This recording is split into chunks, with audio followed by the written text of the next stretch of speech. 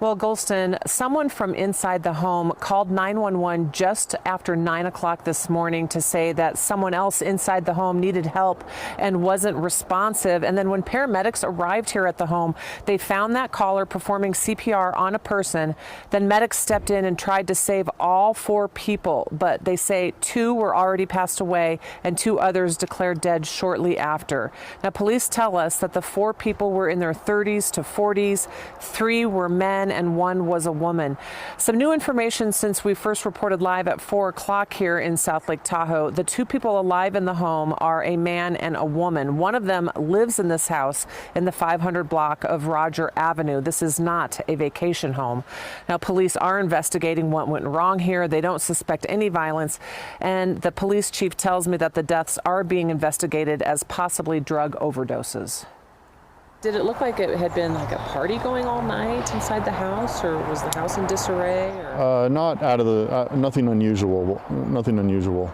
So I haven't been told if it looked like there was a party or not, but it certainly did not appear that there had been a fight or anything like that.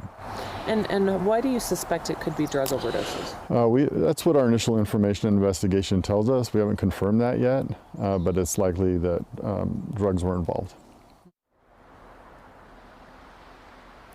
Yeah, and speaking with the police chief, there really just are a lot of unanswered questions they have right now at the beginning of this investigation of why those 4 people died. He says they're investigating what kind of drugs have been involved here, whether it was accidental or was it intentional. He says there's just a lot of questions here. And of course, they will get confirmation on some of that when the toxicology reports are performed during autopsies here. But again, this is early in the investigation with the 4 people dying here in South Lake Tahoe early this morning, or just after 9 o'clock this morning. They are getting help from the El Dorado County Sheriff's Department, and they are helping the families, informing the families, and then they'll have the identities that they can release of the 4 people who did pass away here today. But again, the investigation continuing, and they are seeking help from the public. You know, if anyone in the area knows what may have happened here or possible drug use in the area,